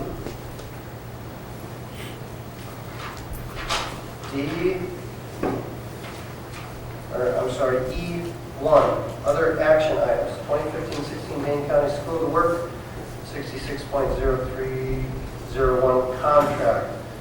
Is that Andy? Or, I'm sorry, Dr. Bussler? Nope, that is me. It is Dane County School to Work program's been around for almost 25 years, and this is a shared service contract that contains 150, or right now has an enrollment of 152 students. I am one of 4 superintendents on this group that serves as the oversight committee, and all districts that participate are required to approve the Dane County Youth Consortium shared service contract. You can see there's a 2015-16 budget amount, and in essence, we put together all of the school to work programs for the students, and we, meaning the Dane County Schools, through Greg Granberg, is our school to work coordinator, and he works with his fellow colleagues across Dane County. You'll notice Madison School District is no longer a participant. They run their own program, but we have, I believe, one of the strongest programs in the state of Wisconsin, and it's been that way for 20 plus years, and we want that to continue. So we're asking for your approval to allow us to continue to participate in this shared service contract. Move approval. Second. Second. Okay, we have a motion and a second for approval. I just had one comment that my business has had school to work kids working for me for several years and on and off, and it's a great program. I don't believe that that would disqualify me from voting on this or be any kind of a conflict. But if you have any concerns, Ms. Jones, Do you receive any financial incentive for doing so? no, we pay the kids and they deserve every penny of it. Glenn? And I support this too because this is right in line with the visioning paper that we're in the process of finalizing, and the school work program within the village and township is essential to individualized learning plans, which is a really good program. Thank you. Right.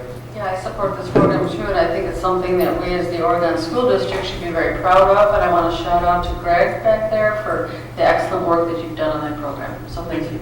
Thank you. Okay.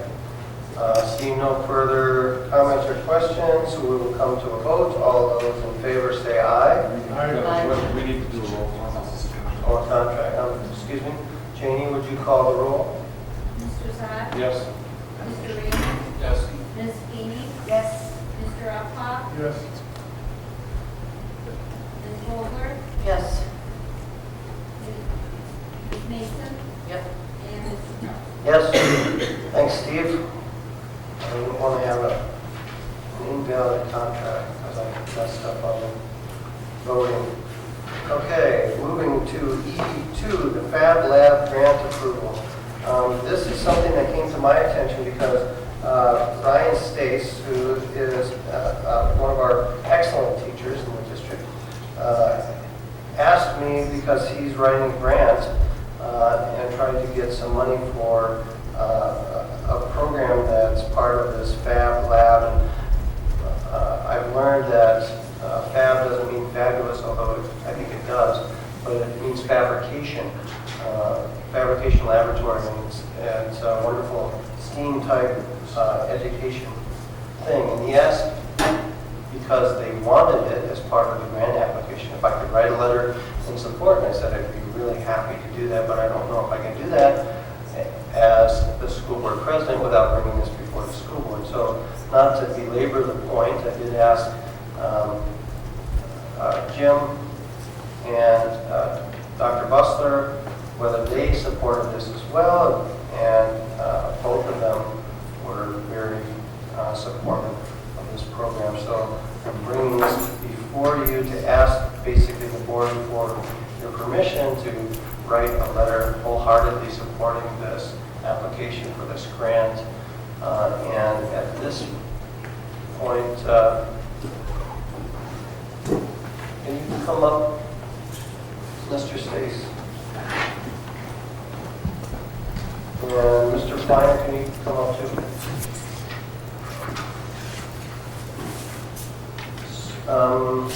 Mr. Stace, would you just very briefly kind of tell us what the grant is? Sure. So the grant is through WEDC, which is the Wisconsin Economic Development Center, and it is for the Fab Labs STEM concept to integrate and get equipment. The grant, which Mr. Granberg, Mr. Pleiner, and myself put together, it's got a couple tiers to it. Stage 1 of the grant is K-12, implementing 3D printers and some of that technology, making sure every school in the Oregon School District has that, so that all 4,000 plus of our students can start to, learn with the hands-on and the fabrication techniques. Stage 2 then is working to equip the STEAM space at the high school as part of the referendum and get the right equipment and tools and things in that area for the cross-collaborative learning area and, problem solving and teamwork space that we've talked about. So as the grant, it just asked for, I submitted the grant application, they responded and said, could you just clarify one part of the application and provide a letter with your school board president's signature and support. So I reached out to try and make sure that we had the support and we were all on board, and that's where we're at. you want to add anything, Kim? Well, Ryan did a nice job, but these are really exciting spaces. I had a chance to tour Stoughton's version of a Fab Lab, and they're very high-tech, creative spaces that the principles of iterative design really are at play, in which students pose problems, manufacture solutions, and then they test them, and very often they fail. And it is not color by numbers. I mean, literally, students are engineering solutions to problems that they have created, posed, and oftentimes they find out that those failures give them data that now they must make adjustments. And that's really from the perspective of industry. And Stoughton has a retired engineer who is in that lab 4 days a week, and then they actually open it several days, either at night or on the weekend, to folks from the community to come in and to have a chance to interact with that technology. It really is a fascinating way of learning, and within industry is the skills that they really demand our students to bring, that resiliency, persistence, and the opportunity to just test and to continually rethink and redesign solutions. What sort of products are being tested and examined and problem solved? Well, I wasn't there long enough to see everything they're doing, but it was the end of the semester, and those machines, they have about $500,000 worth of machinery in there. And our 3D printers, they've got these. I saw a wooden bicycle when I was over there, which I thought was fascinating, and it worked. It was interesting. I don't think we're going to be creating wooden bicycles all over Oregon, but they had, there were, I don't know, Ryan, what projects have you seen? Something that we're already doing in Oregon is we just try and go through the problem-solving process, and then, so for example, right now the kids in our class are taking any product that currently exists, and how would you improve it? What improvements would you make to make day-to-day life better? Kids work on things like a pencil. They're trying to improve a pencil, and some kids go as grand as alternative energy sources. So, I mean, it's a wide range of products and items and things that the students are working on in those areas and classes. Yeah.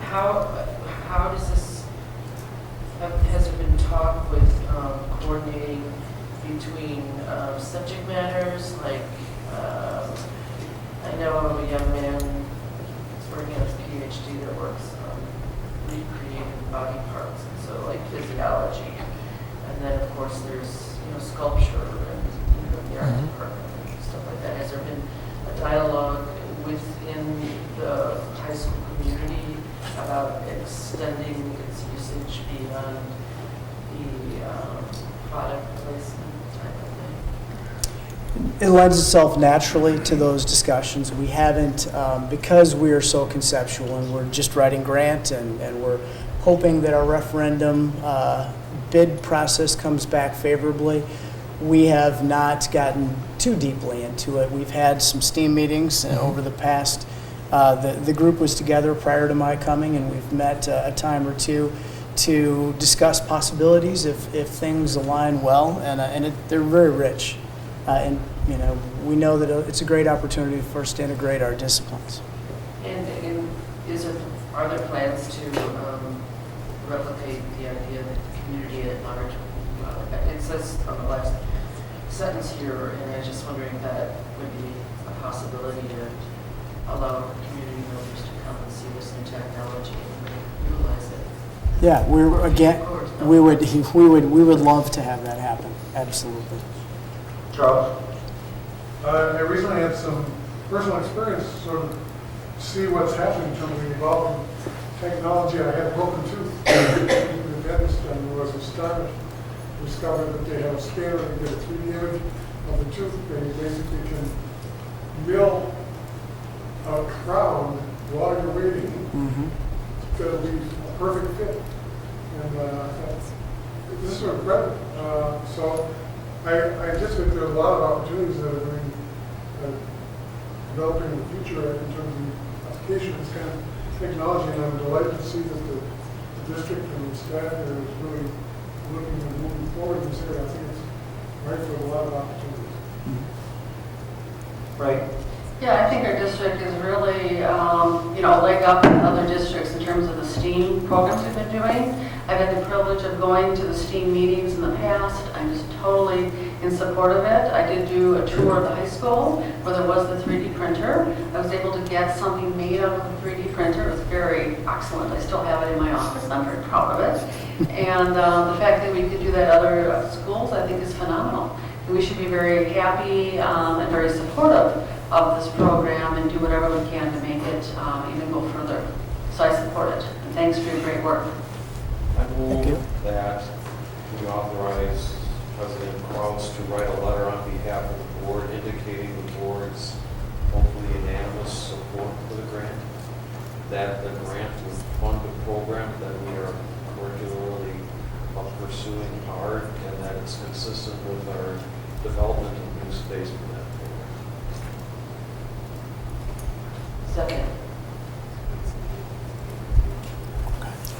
Okay, I have a motion and a second. Is there further discussion on the motion? Hearing none, all those in favor say aye. Aye. All those opposed say nay. I will declare that unanimous approval. And I just to let everybody know, Mr. Stace has written a letter, which I will probably just add maybe a sentence or two and then sign that. And I just want to thank Mr. Stace for his patience with us in getting this one last thing that he needed for a grant application that he and Mr. Granberg, thank you also, have worked very hard on. And I know the application is due, or this part of it is due next week, right? I think so. I'll get that to you right away. And great job, thank you. All right, moving on then to discussion items and committee reports. Policy committee, Gwen. We have been playing musical committee meeting dates, and so after many trials and tribulations, we have sort of left February behind, and we have instigated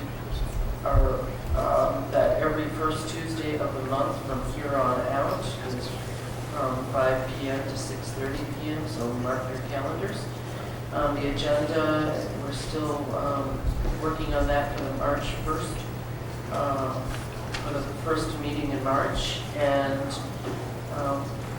we will be having some continued discussions, and also, Ray, we will be putting out the packet thing, and so we're moving along. Again, I was frustrated with not being able to get a policy committee together this month, but as they say, life happens and we have to be flexible. Okay. Human Assets Committee, Gina. Nothing to report. All right, Financial Assets, Andy. We actually did have a meeting this morning, talked a little bit about funding sources or the ability to fund some amenities for J.C. Park East, and we will be bringing forth a recommendation at the next meeting. Do you, just a question, do you know the amount that was supposed to be on the boosters? I think it was $2,000. 2,000? Yeah. Because it was either 2,000 or 22,000. There was a comma that was after the 2, which would indicate 2,000, but then there were 4 digits after the comma. Yeah, when I looked at it, it looked like 2,000. I should check that. It was written out a check for 2,000. I mean, I saw it spelled as 2,000. Yeah. Correct? Yeah. Well, that was a different, That's a different one? yeah, this was 2,200 and something, so it wasn't that. I think I recall what you're looking at. I thought it was Yeah, there was an extra digit there. So we're still not sure. Okay, sorry, Andy, asking you a question that you weren't prepared for. It's okay. Okay, physical assets, Charles. Yeah, I have talked to Andy, trying to see if we can find a date in February to meet with Andy and look at issues basically related to where we are with our bids. And whether that's a high school, that information. Are we getting further information in terms of when those are going to be available? The bids are being opened on Wednesday this week. So we're going to have a kind of recap meeting on Monday next week with the core team, and then we should be all set for a meeting. I know. 22nd, I think we are. I think we got a doodle out there. I don't know if we've gotten a date down yet. I need the board members to respond to the doodle, but the February 22nd is going to be a 5 o'clock start time for our board meeting, so we won't be able to meet then. Oh, And I missed that. Yeah, when I missed that when we talked last week. Could you please respond to doodle so we can get a date and time? That'd be great. Okay. So I'm one of those that needs to respond to the doodle, and if there's anyone else who needs to do that, please do. And we will move to vision steering. Steve? Two things to report. Number one, Brian, Leslie, and I met with Tracy Leiter, Nate Johnson, Heather Momar, and Donnie Kirchdorfer to review the values document with them. Spent about an hour and a half walking through that. It was very positive reaction. And we're waiting to get some more feedback from them on it. And then last Thursday, I believe, we held a focus group with members of the summer conference to bring them up to date on the values document, what it was, doing some working exercises, and we've got to review the feedback from that. But again, it was a very positive discussion. Chuck and I were present for that. I think it was really good. It was a great meeting. Yeah, I think so. The initial reaction is that values document has been very positively received and can serve as the basis for the second part of the meeting. So we'll be talking as a committee about the next steps. Right now, the administrative team is working with the leadership teams to go through the document, and we'll hopefully get all the buildings feedback along with the rest of the feedback, and then we'll proceed. We'll let you guys know when. I don't think we have any meetings. Yeah, because we have a normal meeting date. I just don't remember what it is. Anybody remember? Thursday. Yeah. Wednesday or Thursday? Yeah, we moved it from Wednesday.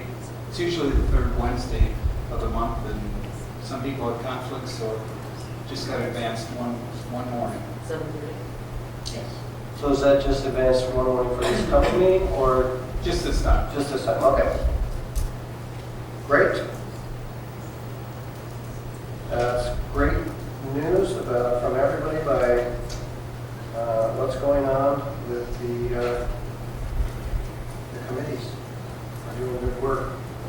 All right, so with F2, Dr. Buster and I thought that would be a good spot on the agenda for it, but that we should wait until after the information items to actually go to the yellow room and do a more informal discussion about the WASB conference. So we'll skip over F2 for now and go to the update on March 7th, Dane County Youth Survey Summit.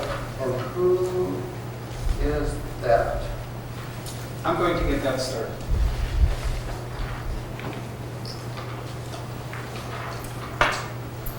What's going around is a working draft agenda for the Dane County Youth Survey Summit. And Barb and I have had some real preliminary conversations, so I'm not sure if I've hit exactly the mark here, but we're looking for your feedback tonight, and the plan is to hold this survey summit on March 7th, 2016, right here at RCI from 6 to 7:30. Right now we have 4 main agenda items. Agenda item number 1 is a panel presentation, and part of the conversation that we've had at the board table and a follow-up conversation that I had with Barb and with Dan was the need to build a better sense of understanding and awareness of what's really in the Dane County Youth Survey. And we thought we could do that with a panel presentation. Brian Koenig, I know some of you know Brian. He's a consultant that has been hired by Dane County and has worked on Dane County youth surveys for well over a decade. We have confirmation that he is available on the 7th, one of the reasons we selected that. And we thought providing our community with a big picture overview of the Dane County survey would be helpful. Additionally, our Oregon School District reps, and that would be Amy, Candace, and Leslie. Years ago, we used to have an AODA task force. That AODA task force has been channeled into the mental health task force, so they can provide some information. I know board members, you've heard from Amy, Leslie, and Candace in the past, but as a community, we haven't had that opportunity to reach out to the entire community. I also have an invited guest that I'm waiting to hear back from, someone in the community that works with youth, and I'm hoping that this community member will say yes. And then lastly, our chief of police, I had a conversation with Chief Ewell because he has that perspective of dealing with youth and alcohol-related issues in our community. The notion would be that's sort of a shorter period of time. If we could get done in a half an hour to 40 minutes of background information, that would be terrific. And then we'd like to open it up for questions from the panel members. Typically, when we hold one of these sort of town hall-ish meetings, we'd have a series of tables set up similar to what we did in the visioning conference. Ideally, we'd set we'd allow people to raise their questions as they're listening to, or write down the questions as they're listening to the panel presenters. And then the 7 o'clock to 7:25 time frame would really give people an opportunity to meander between tables. And these are 4 to 5 questions that we've generated. Again, they're pretty basic questions, but we're looking to capture some information from parents that would come. What are your takeaways from the panel presentation? And the classic, what's missing from our current plan? What additional information would you like from the district? In what ways can parents and or community members help? And how can we as a school district best support students and parents with respect to AODA issues? Amy, Candace, Leslie, and I met this past week. We brainstormed these 5 questions. We obviously have some time that we can tinker with the questions. So if you think about it over the next couple of weeks, that would be terrific. But Barb, I'm hoping this kind of hit the target in terms of what we were talking about. But on behalf of Barb, we welcome board member feedback. So, Barb, go ahead. I like those questions, those are great. One thing I just am wondering is, the board got a presentation from our staff about what we're doing in the district here right now. Is that included in what you've got? Yeah, that's the Oregon School District portion. So Okay. we get the big picture first, what's going on in Dane County, then what does that mean in Oregon, what kind of plans are we looking at? And what kind of what we're currently doing? Correct. Okay. What? On the panel presenters, do you have any internists / family doctors and or psychiatrists involved? Because they're the ones also, in the trenches with a lot of this in their offices. Yeah, they are on our invited list. But the 4th presenter is not a psychologist or a provider. And then my second question would be, we have about a month to get this out. What kind of conflicts are we looking at on Monday, on the evening of Monday, in terms of sports or whatnot to keep parents away? Is there going to be some, I know there's always going to be conflict, I don't want to, press that, but is there a lot going on during that time? Well, the beginning of March starts to be the wind down of a lot of seasons, and this is my perspective, and I could be totally wrong. I think our target audience will be younger parents as opposed to high school parents, because if high school parents are already struggling with that issue, it's unlikely that they would come to a community forum / summit and share that. I think it would be okay if they did, but I think our real target audience is probably middle school and RCI age parents. And So are you just marketing to the lower grades and not the high school parents?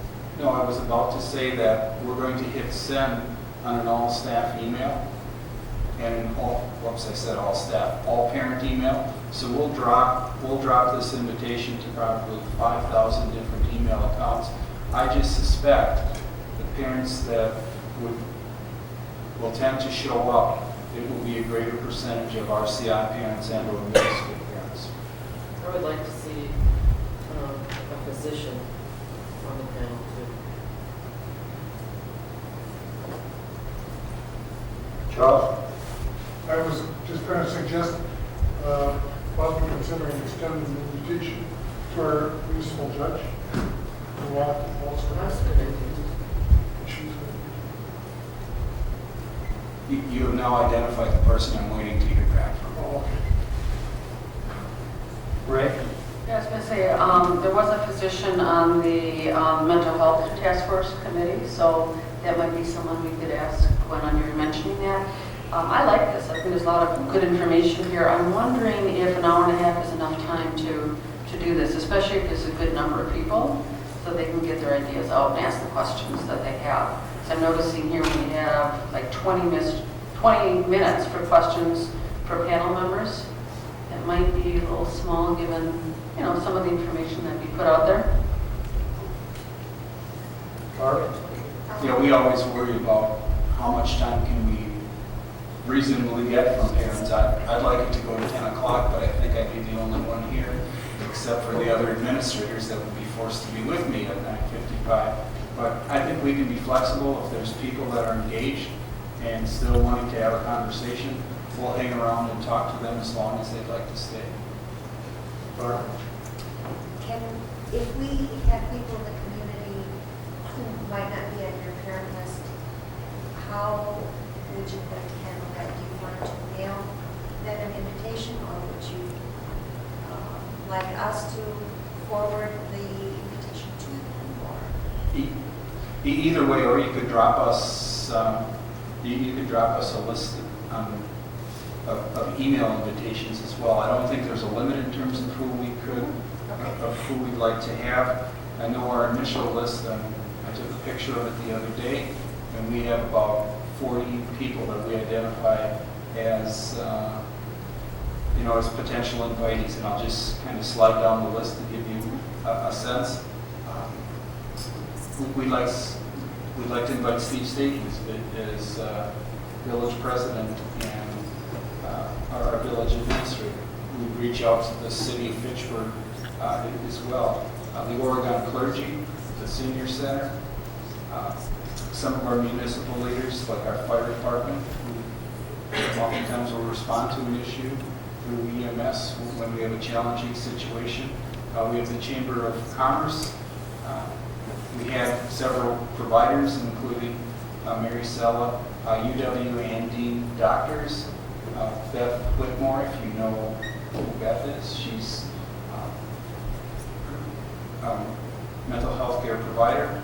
A few parents that have been involved as well, the Oregon Foundation, and we brainstormed a list of a few parents that have been highly engaged on this issue too. But if you have community members or parents. Would you add the youth center? Oh, yes, we have the youth center too. Perfect. But it's always good. If someone pops in your mind, just send it to Jamie or to me so that we can reach out. And if this is a good date for the board, you are welcome to, touch bases with people and say March 7th. I know we already have, Jamie has it reserved here with Jason, so it will be at RCI if everyone gives me a thumbs up, and you can invite people as well. Fine. I think I lost my thought. Ray? Yeah, I agree we shouldn't go till 10, but I do think 2 hours would be better than an hour and a half. especially if you have a number of panel members, people that want to speak. To me, an hour and a half just sounds like we're not taking it as seriously as people would like us to. So maybe we could run 5:30 to 7:30 or 6 to 8. I know people have to get kids into, well, at that age group might not be such an issue, maybe parents with kids. But regardless, I think we should do 2 hours. And I think an hour and a half just doesn't look like we can get all the comments we want and be as serious as we need to be. Do you have a preference, 5:30 to 7:30 or 6 to 8? 6 to 8. Okay. 6 to 8 it shall be. Go ahead. And I would, and I agree with the 6 through 8, and also, and Brian, you mentioned this earlier about flexibility, but if the questions for the panel members become something that we need to extend the time, the flexibility of the issues are good. Like I have to say that Thursday's evening with the visioning committee, we had a lot of things that was going on, and the meeting ended very abruptly. It seemed like in my mind it was really enjoyable to have those discussions. So the flexibility, I think we need to write that into the agenda. And like you said, people want to stay,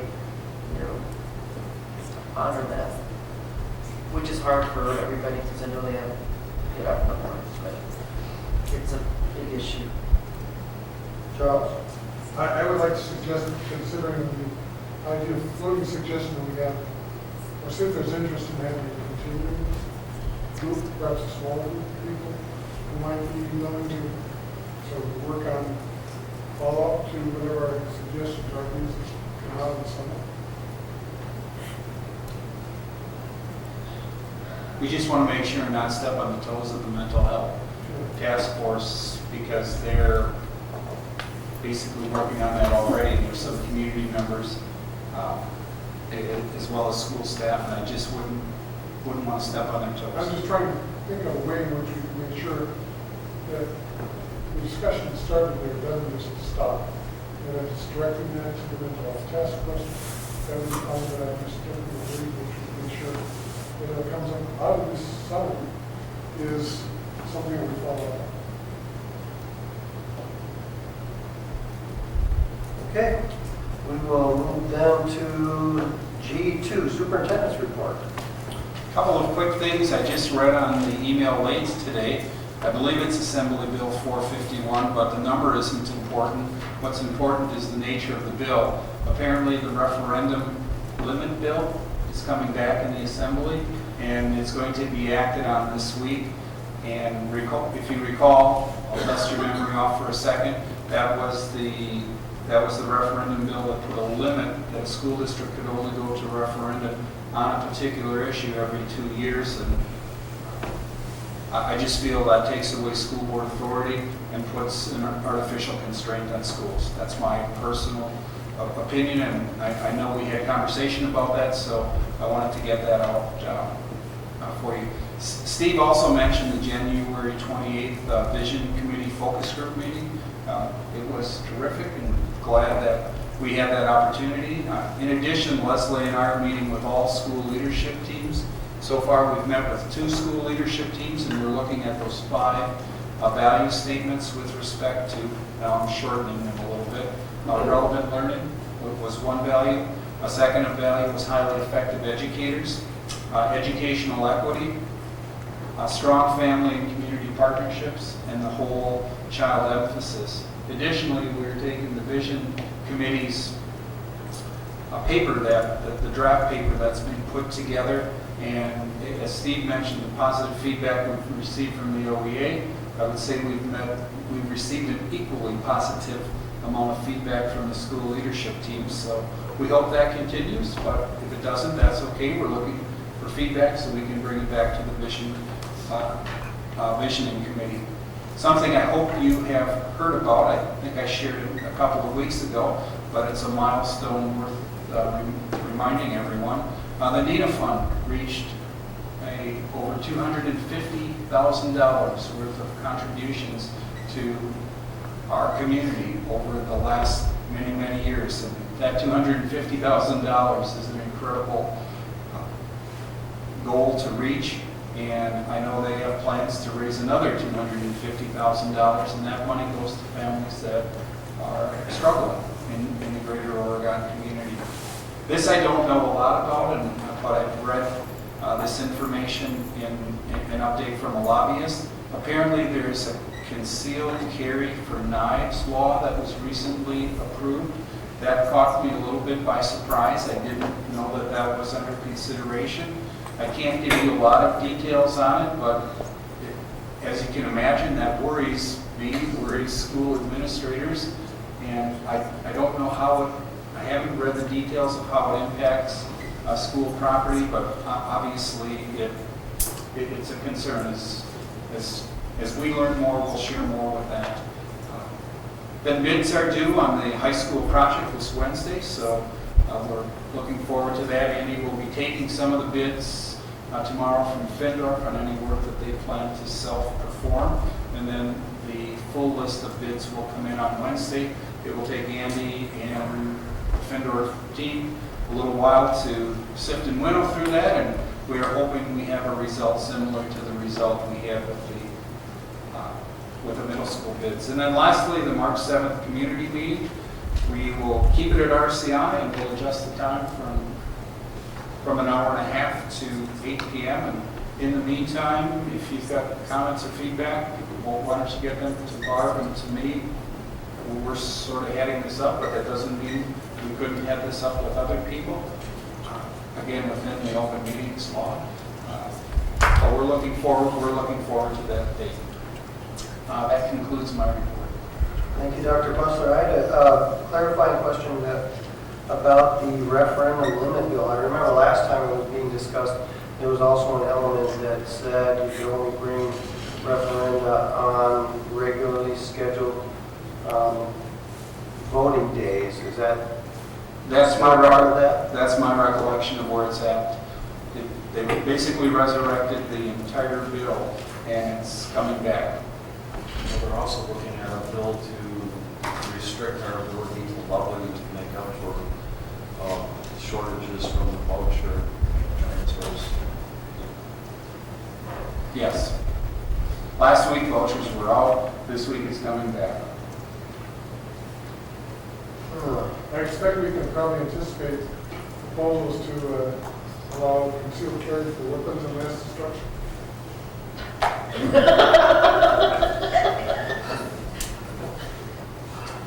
All right. Bring my plutonium tomorrow, okay? With that, We'll see. So much more plutonium trees. we will take a 5-minute recess and reconvene in the yellow room down in the library. We'll do that at the end. It's coming. They can move in there if they want to. And then we'll do the future agenda and check out from there. Is that the usual?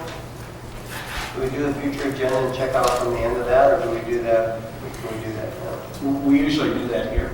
Oh, okay. And you have a copy in front of you, which is just The proposed agenda for, I have one. so it looks like a short agenda right there. Dr. Bussler and I discussed having a public comment period because we have not clarified that, but it's not going to hurt, and I think it will save some time and objections to the agenda. So I would like to put on for this one a public comment period. Hopefully by the second meeting in March, we'll have a clarified policy. Knock on wood. Other than that, if you have any further suggestions with the agenda, please email me and Dr. Bussler, and we'll make sure that your item gets on the agenda. And now we will have checkout. Charles? Well, I had experience this afternoon. I was shopping for groceries, and a student at the Oregon School I hadn't seen such occasionally approach me just to let me know that he was pulling his grades up and passing all his classes and really working hard. And I thought, this is great. I mean, I was particularly interested in there seemed to be some connection established in terms of understanding that as a district, we're really working to try to help students elevate their expectations and their level. Right. Nina? This week, I believe it's Thursday, is the 1-year anniversary of the car accident where we lost Allison Norland. So if you could just have her family in mind this week and be thinking about them and drive safely. Okay, Steve? Nothing, thank you. Barb? Nothing. What? I'm very happy to report that Andy Weiland and I met and discussed the Arts Initiative, and we came up with some ways to move forward with it, developing a committee, a variety of people from the community. I also met with another person who we're drafting letters to send to businesses and to get this rolling. And I would like to also announce that part of the Arts Initiative, we're putting in frames in the courthouse that you can open and close very easily. And we are hoping to put a variety of artwork from across the district into the courthouse, and it will become a permanent rotating exhibit in and out of the courthouse. And part of the philosophy behind starting with the courthouse is that some of the students that come in there are not the happy, are not there for good reasons. And so this would likely sort of uplift them that there is positive ways of expressing oneself, et cetera, et cetera, et cetera. So, and I want to thank Andy very much for helping with all of that. And the frames they're going to be ordered this week, and it's all been approved to put up by the village. So it's truly a community effort, and that's exactly what we intended. Okay, Jeff? Great. Nothing, thank you. And I don't have anything myself. Dr. Bustler? Nothing additional. Okay, so that's it for checkout. And now we will take a 5-minute recess and reconvene in the library.